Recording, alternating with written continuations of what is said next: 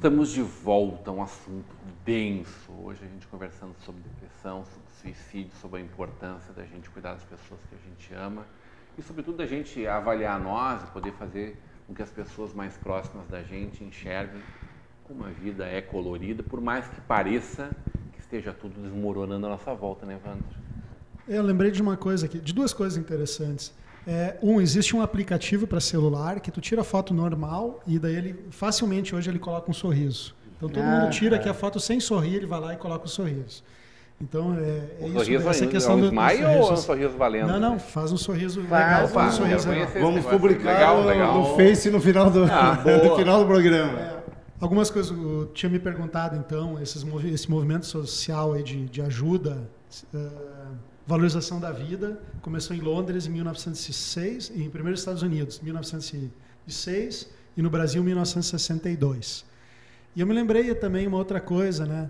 A maneira como as pessoas veem os fatos, né?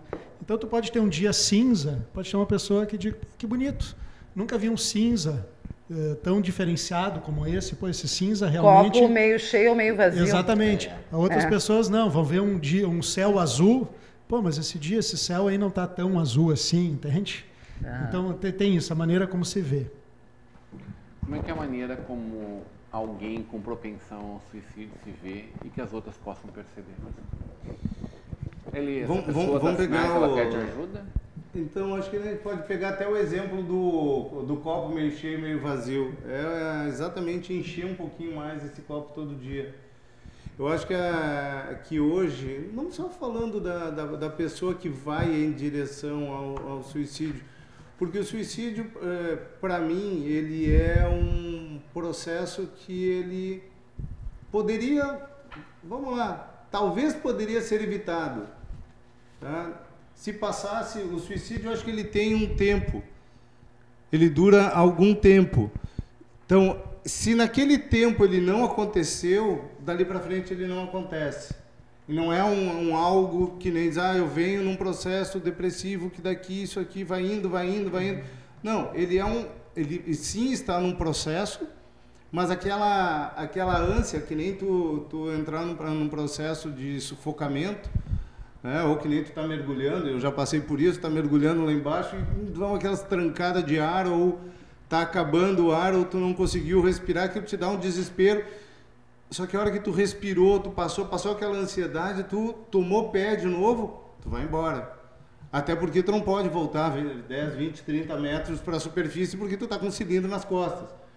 Mas é um momento que tu fica pensando que tu tá propenso à morte, é um risco que tu tá ali dentro. Eu acho que, não desmerecendo de forma alguma, mas o suicídio ele tem também esse período, né, que é o pico.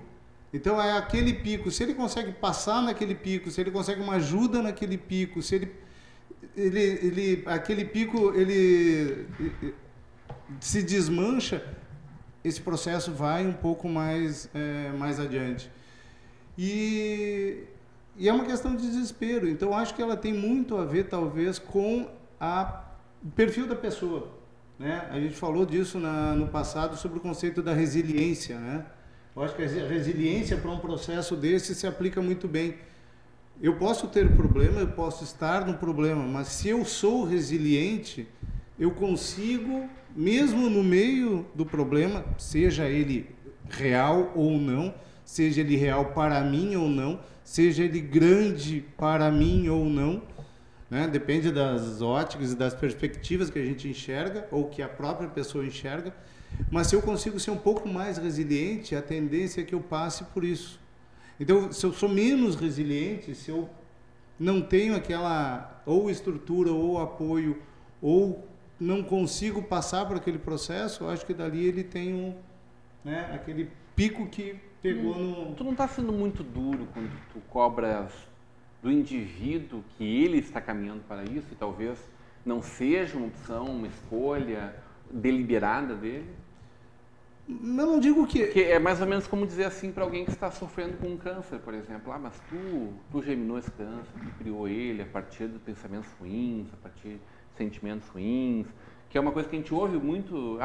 O câncer ele é psicossomático, quando existem uma pessoa que fuma o tempo a vida inteira e que ela acaba sofrendo com um câncer, bom, provavelmente o cigarro tenha causado isso. Sim. E não foi um problema psicossomático, e eu acho que grande parte das vezes não é, e até acho que eventualmente muitas vezes pode não ter é criado. Nem por isso, né? Não, eu até acho que às vezes pode ser, mas eu acho que a maior parte das vezes não é. Não é. E quando a gente diz assim, mas a pessoa está caminhando para, e ela está tendo esses pensamentos. Será que é deliberado esses pensamentos? Eu acredito que Será não. que ela quer caminhar para isso? Por isso que eu acredito que esse... Eu tenho o sentimento que a pessoa com isso que eu disse, ela não está ela não quer, na verdade, ela não está pensando na morte, mas é aliviar a dor, né? Exatamente. Eu acho que a coisa é diferente. O episódio da depressão, ele é uma doença muito triste, porque a pessoa não quer estar... É algo mais forte que a pessoa, entende? Mais forte que a pessoa. Então a pessoa não é que a pessoa está lutando ela, com... assim, o caminhar eu dela acho para que isso. Nós todos, como sociedade, temos que fazer aquilo que o Evandro falou lá no começo. Eu acho que a gente tem que ouvir mais. A gente está muito dando opinião... Tá todo mundo cheio de opiniões. Todo mundo é doutor. E todo mundo é doutor em Sou tudo. Sou doutor em suicídio. Eu tenho uma conta no Facebook. É verdade. Não é verdade? Não, tem doutor pra tudo, Sou né? doutor em ótica e joalheria. Eu tenho uma conta no Facebook. Como é que eu não vou ser doutor Sou doutor em jornalismo. Sou jornalismo. Os jornalistas diplomados são felizes da vida com isso. Né, Evandro? Sou doutor em informática, sou doutor em enologia, dona Karina Moraes. Não, enófila. Eu não sou enóloga. Ela vou é deixar enóloga, bem claro, ela eu sou enófila. é uma sumidade. Como o Rodrigo perguntou, como que se pode identificar hipoteticamente uma pessoa deprimida ou suicida? Isso não é 100%, não é 100% garantido, mas junto, podemos dizer assim, uma pessoa que mostra tristeza excessiva, isolamento, que está geralmente triste, sem vontade para participar em atividades com os amigos ou fazer o que fazia. Eu acho que quando a pessoa muda de humor, né? A pessoa sintoma. Muda radicalmente. Sofrer alterações de comportamento ou visual, né? Uma pessoa com ideias suicidas pode comportar-se de forma diferente do habitual. Do habitual, diferente do habitual, sim. Porque a pessoa já é introspectiva e de repente até entra numa fase de euforia, pode ser que ela está tendo algum problema psíquico também. Comece a se preocupar quando a pessoa Porque começa... é muito fácil tu vir para uma euforia e cair para a depressão também. Quando uma pessoa começa a tratar de assuntos pendentes. Quando alguém está pensando em cometer suicídio, é comum começar a fazer várias tarefas e tentar organizar a sua vida.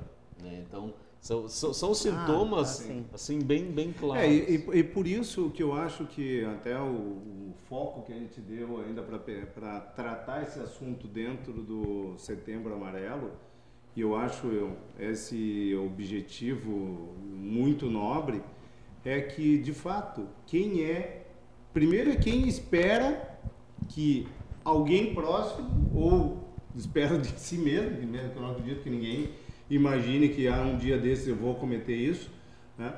Então, quem tem esse conhecimento, né? Quem tem essa sensibilidade até, porque tu não está imaginando ali do lado, vou começar a olhar para ver se vai acontecer tal coisa ou não. Então, esses movimentos, né? E a gente se propôs a fazer um pouco disso, a provocar essa conversa aqui um pouco, esses processos, né? Esse trabalho do Setembro Amarelo, de mostrar o CVV, né, como meios, caminhos e uma forma para se buscar mais. Ou seja, são meios que eu acho que a gente tem que estar aí. Se isso é uma coisa e é uma verdade, e não adianta a gente se esconder dela, né, e é uma verdade e que pouca gente, quase ninguém, vamos dizer assim, somado a um percentual estatístico, é especialista nisso. Então, cabe também a gente abrir mais esse conhecimento, trazer mais conhecimento, trazer mais meios, trazer mais formas, pelo menos provocar que esse assunto, que alguém que esteja aí nos olhando desse outro lado e que possa imaginar que algum desses sentimentos que possa ter perto de si ou estar sentindo, ou seja, que possa buscar isso. Eu acho que sim, provocar a discussão, né? Exatamente. São duas coisas que nós, da bancada, e os telespectadores podemos fazer. É aprender a perceber, digamos, ouvir, observar mais, e outra coisa, aprender a não julgar. Então é comum, digamos, a pessoa está com depressão, está lá no sofá, não levanta para ir trabalhar. Daí a gente vai lá, não, levanta, vai trabalhar. isso não ajuda em nada a pessoa. Então, aqui, então tem que se entender. A pressão, né? A pressão. Exatamente. Eu avisei que tinha um vulto passando ali por fora. Olha ali. Um vulto passando ali por fora. Copete nos bastidores. Ele tá dizendo que eu fico difamando ele. Ele me anunciou que iria à praia hoje ao meio-dia. Foi a resposta mais rápida, hein? Liguei ao fim da tarde. Normalmente ele liga, ele disse assim, ó, ele tá na praia e tá surfando essa hora. Aí essa hora. Foi a resposta mais rápida. Não, ele tava voltando para Novo Hamburgo só para dizer, estou aqui, estou aqui. Eu só não vim antes porque eu percebi que o Reni não estava. Marcos Fábio Copete, nós recebemos essa foto de um telespectador. Tá chamando o nosso telespectador de mentiroso, Marcos Fábio Copete? Dizendo que não é verdade que tu estavas lá onde tu estavas? Pode falar, pode pegar o microfone aqui para te defender. Pega o microfone. Desde que não dure 7 minutos. Faça uso do microfone. Volta a Pode foto dar lá. oi aqui. Volta a foto lá, Pedro. Põe a foto Bota lá, no fundo, bota por a foto, favor. bota a foto. Não. Não é possível que alguém tenha se abalado a mandar um e-mail para nós mostrando onde tu realmente está, fazendo o que tu realmente estavas. Tudo bem, isso foi no fim da tarde, pronto. Olha as névoas no ar. É o dia de hoje. Na verdade, o dia de hoje estava muito mais nublado. Tu estava lá, é isso? Não, é que qualquer pessoa que acompanhe o Facebook Motores na TV, _Marcos Copete, sabe que eu postei 3 matérias hoje, antecipando aquilo que vai ser destaque na quarta-feira que vem. Então as pessoas de bem, eu falei as de bem, não as de bem. O quê? Estão sendo consideradas um mau caráter? Não as difamentas, aquelas pessoas de bem que acompanham o trabalho que a gente faz com grande seriedade, sabem, porque no Facebook aparece inclusive a hora, que nós hoje à tarde, passamos a tarde fazendo material para a próxima edição de Motores. Mas algumas pessoas... Direto da Guarita 12. Na fase que estão... Comendo violinha. Sem dificuldade... Só não vou dizer tomando cerveja, porque eu seria um mau caráter dizer que não toma cerveja. Novo Hamburgo, eles ficam tentando difamar, mas... Como diria o finado Hefner, né? O que vem de baixo não me atinge. Referência do Marcos Fábio Copete, que veio para avacalhar com nossa ação. Um programa sério. Espero que comentaram a morte dele, né? Não, evidentemente ele viveu até... O assunto era morte. Ele viveu até os 97 anos. Eu queria prestar a minha homenagem que ele tinha 91, a alguém tinha 97. que me levantou em vários momentos difíceis Marcos da minha vida. Fábio Copete. Obrigado pela tua informação. Sempre me deu uma mão. Marcos Fábio, o Caniço está lá em Santa Cruz mandando abraço e ele não consegue nem aqui ser tão bom quanto tu, assim. Provocou, levou. Para isso eu teria que pintar o cabelo de azul e nunca vou fazer. Marcos Fábio Copete, muito boa noite.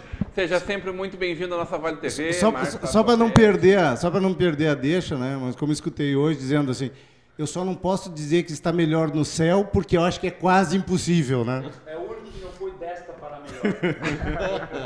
Hugh Hefner morreu aos 91 anos, ele que era o fundador da Playboy, né? Ele estava no paraíso aqui. Paraíso na Terra. Gente, nós estamos no programa de TV aqui, ó. A patroa está em casa te assistindo. Ela vai dizer como assim, o paraíso está te esperando aqui, ele é cilíndrico, tem 2 pontas e olha, de madeira. Paulo Daniel Espolier, velório em casa com café com linguiça de madrugada, minha infância no Areião. Nelson Elisete Horst da Silva, realmente é bem isso, e ela complementa em outro comentário. A gente agradece muito pouco. Nós temos motivos para agradecer todos os momentos. Verdade, Nelson, estou fechado contigo. Aqui quem está na audiência é o Canísio Eidelwein, nos acompanhando direto de Santa Cruz do Sul. Canísio, o que tu anda fazendo por aí, Canísio? Come um Einstein crudo para mim, por favor. Já que tu sabe que eu não estou podendo, né, Canísio? Assistindo e mandando abraço a todos. Ó. Oba, um abraço, Canísio. Eu adoro o Einstein. Abraço, Canísio. Adoro. Amém, Karina, amém. Eu adoro. O Paulo Daniel ainda complementou em off essa, Paulo Daniel. Tá ferrado, eu vou contar. Lá por 86... Meu primo lá do Areião, quando baixaram o caixão da avó dele, ele pulou sobre um monte de terra e gritou: Spectre Man. Nem o padre conseguiu não rir.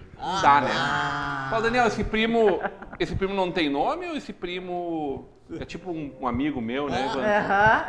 Tá um amigo meu pediu que eu perguntasse aqui para a senhora, senhora sexóloga, como é que é esse negócio aí? Eu nunca vi um programa falar de morte, não, nós de somos suicídio de um extremo tão animado ao outro. assim. Nós somos de um extremo ao outro, nós temos uma capacidade de nos reinventar. O ser humano é fantástico. Nós nos reinventamos a cada instante. A gente não pode deixar de falar nesses instantes que terminam, eu guardei esse assunto para provocar o Remy, que a gente viveu juntos no último domingo, Remy. Um dia lindo.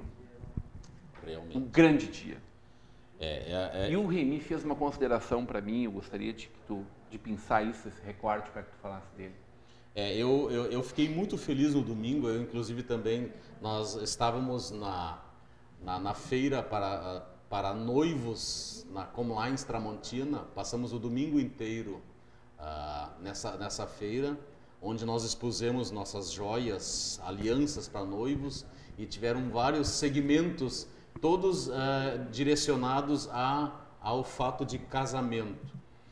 E eu comentei em off com meu amigo Rodrigo que eu me regozijo muito com esses empreendedores que dão as costas para a crise econômica, crise financeira, crise política, crise existencial. Só se fala de crise. Isso aí. E nós temos, graças a Deus, temos aqui em nosso meio, aqui em Novo Hamburgo, na nossa região, empreendedores que dão as costas, que querem trabalhar, que querem mostrar seu talento, seu trabalho. E isso eles provaram no domingo passado. Tivemos 62 expositores e cada um mais bem preparado para atender os mais diversos tipos de noivos e noivas. Então, meus parabéns àqueles empreendedores que dão as costas para as dificuldades, para as fofocas e que dizem por aí que a crise está aí e que a gente não deve empreender porque as coisas estão difíceis. Não,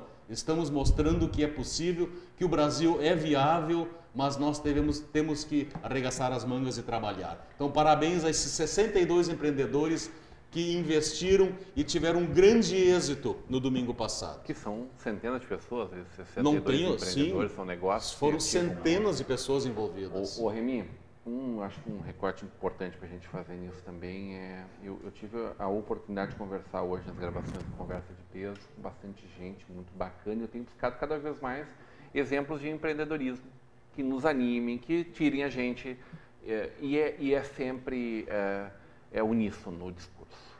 Sempre que a sorte me procurou, ela me encontrou trabalhando. Uhum. As pessoas às vezes dizem assim, né? Fulano lá, olha só como é que tá, teve sorte.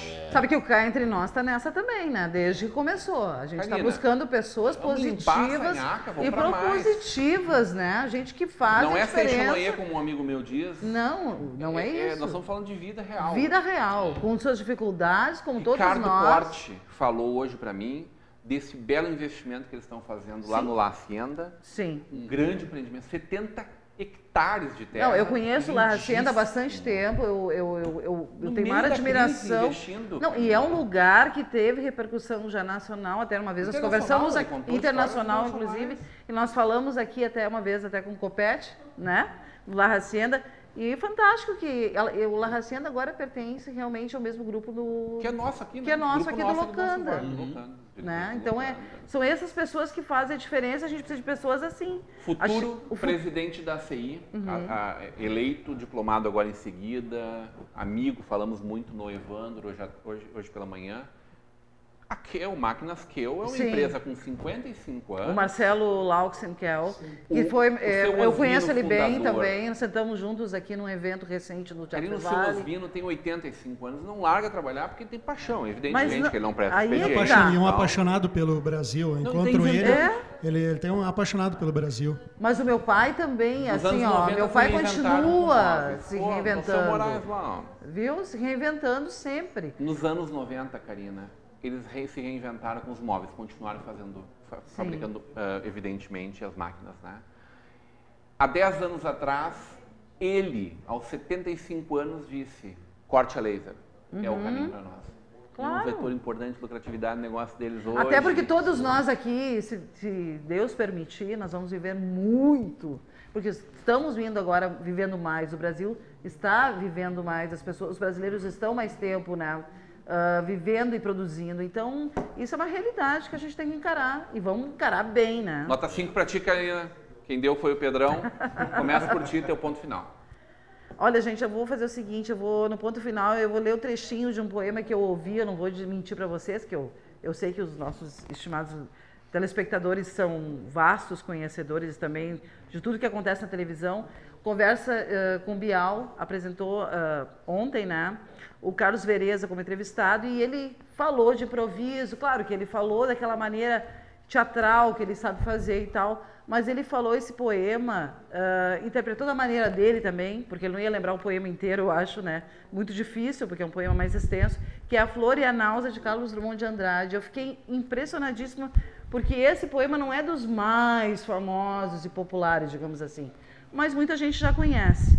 E eu vou ler um pedacinho dele para falar desses nossos tempos, tá? Para a gente refletir sobre os nossos tempos modernos que a gente está vivendo. Bom, então eu vou ler um pedacinho dele aqui. Uma flor ainda desbotada ilude a polícia, rompe o asfalto. Façam completo silêncio. Paralisem os negócios. Garanto que uma flor nasceu.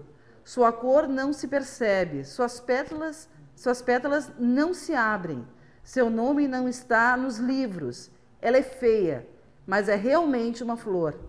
Sento-me no chão da capital do país, às 5 da tarde, e lentamente passo a mão nessa forma insegura. Do lado das montanhas, nuvens maciças avolumam-se. Pequenos pontos brancos movem-se no mar. Galinhas em pânico. Ela é feia, mas é uma flor. Furou o asfalto, o tédio, o nojo e o ódio. Carlos Drummond de Andrade. Bem, muito bom. Ponto muito final. Lindo. Bom, fiquei muito feliz de a gente conseguir tratar esse assunto. Acho que é um assunto importante e a gente conseguir trazê-lo de forma leve, né? Ou menos densa. Na medida do possível, né? Menos densa, né? Dentro do que a gente pode fazer ou falar sobre esse assunto, me deixou bastante feliz. Espero que a gente tenha trazido de forma menos densa, né? Mas eu queria deixar só mais uma informação, que eu acho que é uma informação importante, que não tem a ver com esse assunto, mas é importante, eu estava conversando com o Remy antes, está aberto um sistema de parcelamento, que é o PERT, Sistema de Parcelamento da Receita Federal, que estava com data limite para o dia 29, está sendo votado agora de noite, praticamente já aprovado na Câmara e no Senado, a expansão desse programa para o dia 31. Esse programa pega 2 grupos, um abaixo de 15 milhões e um acima de 15 milhões, né, com parcelamento de até 150 meses. Então, pegando como gancho que o Remy falou, de buscar sair ou não estar na crise, ou não enxergar na crise, vamos dizer, temos aí caminhos, eu acho que esse é um momento, ou essa é uma oportunidade para quem ainda pode aderir, que é importante, né, e traz uma facilidade muito, muito boa aí, talvez, para sanar aí situações do passado. Muito bem. Remy, teu ponto final? Meu ponto final é agradecer aos meus irmãos de bancada, agradecer ao Rodrigão, uma boa noite a vocês, telespectadores. Eu quero mandar um abraço todo especial para a presidente do Sindicato dos Comerciários de Novo Hamburgo, que hoje tomou posse, ela foi reeleita, Cristina. Então, a você, Cristina, meu reconhecimento, meu abraço, meu desejo de um belo trabalho nesse próximo triênio, que eu tenho certeza que vai ser logrado de êxito, mas a gente sabe que tu vais ter muita dificuldade, como nós também vamos ter enquanto sindicatos, mas a tua competência vai falar mais alto. Então, um abraço a ti e ao Vitor Gatelli, vice-presidente eleito, e que vocês tenham muito sucesso nesse triênio. Um abraço e boa noite a telespectadores. Por favor, Evandro Kaufmann-Schmitz, teu ponto final. Bom, então, para quem, digamos, está em casa, se alguém está se sentindo com ausência de perspectiva, certo? Bom, primeiro, eu sou extremamente positivo, eu sempre penso nisso, né? Não existe não conheço nenhum líder, ninguém que tenha tido sucesso, dos grandes líderes mundiais, que não foi positivo, que não teve pensamento positivo. Não conheço ninguém com pensamento negativo que tenha tido sucesso. Mas se alguém estiver realmente num estado de depressão ou de tristeza, uma das coisas que pode ser feita, aqui não quero dar dicas, né, mas que pode ser feito, é às vezes a gente deixar para olhar só para si próprios, a gente começar a olhar para o lado externo. Então, nesse ponto, um trabalho voluntário é um santo remédio. E trabalho voluntário existem vários, a gente pode ir numa creche, né, animar crianças que não têm mais os pais, a gente pode ir num asilo, conversar com idosos cujos filhos não os visitam mais, a gente pode ir no hospital, tem até aquele grupo de pessoas que fazem aquele trabalho, doutores da alegria, né, que colocam nariz de palhaço, etc. Vão no hospital. Estão dando workshop aqui no Novo Hamburgo. Isso, tem um grupo que é o grupo do abraço, o pessoal que vai, eu já vi no shopping ali, eles vão lá, um grupo, vão lá e começa a abraçar as pessoas. Então tem várias formas de ajudar o próximo, várias formas de trabalho voluntário. Garanto que quem fizer um trabalho voluntário dificilmente vai continuar com uma depressão. Muito bem, Karina Moraes, tu lembra do 666 do Mário Quintana? Não, tu sabe? É um dos poemas que eu guardo para a minha vida desde o tempo de escola. E daí? Que ele fala exatamente sobre vida. A vida é uns deveres que nós trouxemos para fazer em casa. Quando se vê, são 6 horas. Quando se vê, já é sexta-feira. Quando se vê, passaram 60 anos. Agora é tarde demais para ser reprovado. Se um dia me dessem uma outra oportunidade, eu nem olhava o relógio. Seguia sempre em frente, jogando pela estrada a casca dourada e inútil das horas. Uma boa noite para você. A gente se vê ao vivo amanhã às 21 horas. Até lá!